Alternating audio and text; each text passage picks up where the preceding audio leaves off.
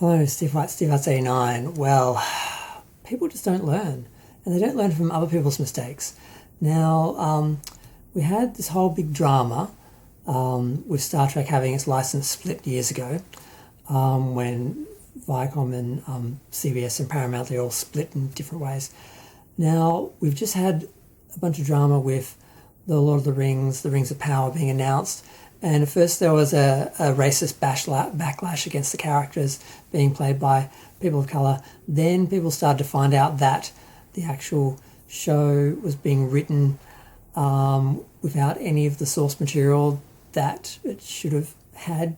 People were assuming that Amazon had bought the rights to various novels and books and things, and they were going to adapt them, like Peter Jackson adapted the films. But they're actually just using the appendices, which they own the rights to, or at least license the rights to, and they're just creating their own sort of story from that, which is kind of like a fan fiction sort of version. So fans are not happy about that. They want the books adapted. That's kind of the point. The idea of having like an original story based around those events isn't really making very many people happy. These are not the same people who had the racist carry on about the casting, but they sort of are now using that, which is a legitimate thing on its own.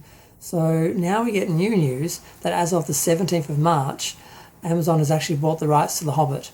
And I mean outright bought them. They own the movie rights, the TV rights, the theme park rights, just anything anyone wants to do rights, they own them. So they own the book outright now, which means from what I understand, what was the name of the Tolkien estate owns the rights to the original book, and that's it. A company called Sazans.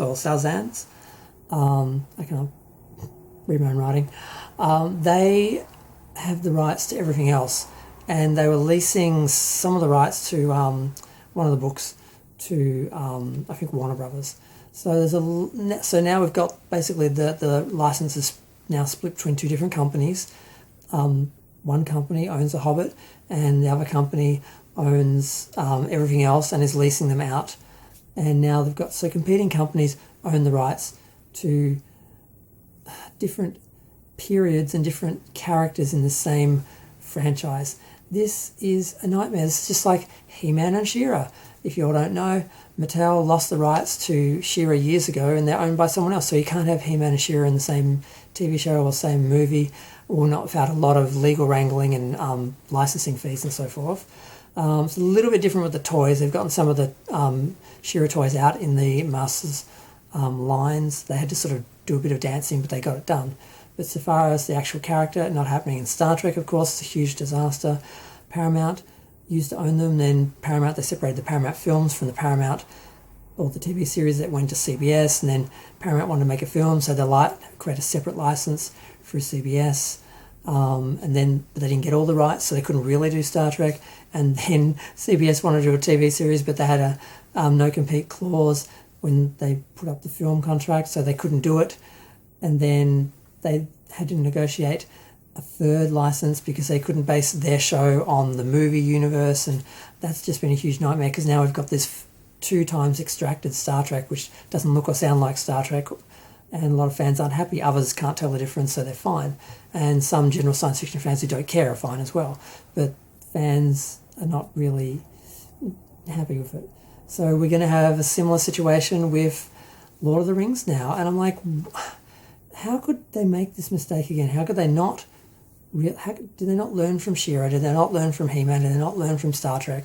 That you can't have competing companies owning the rights to the same franchise and fighting over them and trying to play the audiences in different ways because they want their business, and they don't just want their business, they don't want the other ones to have their business. So, I mean, God, anyone who thinks that these companies will just let the other one just play with their license and make products and that based on their license or characters they have licensed just because they appeared or were connected to the other person's license, they're not going to do that because, you're taking money from them. Any attention that you get with your product or any money you make out of selling your product, they're losing money and attention from their product, even if it's basically the same thing. So this could be a disaster unless Amazon just goes and buys all the rest of it, which would be the only smart move. Just buy it all, own it all, and just adapt everything. Just spend the next 20 years adapting everything. The Lord of the Rings fans will love you. Are they smart enough to do that? No.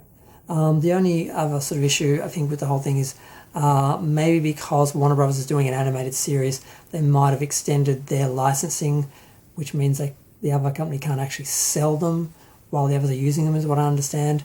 And often what studios do to keep something is they keep making products so they can keep extending the license. Even if it's not really making money, they are keeping it for other reasons. So there's a lot of drama. It's just...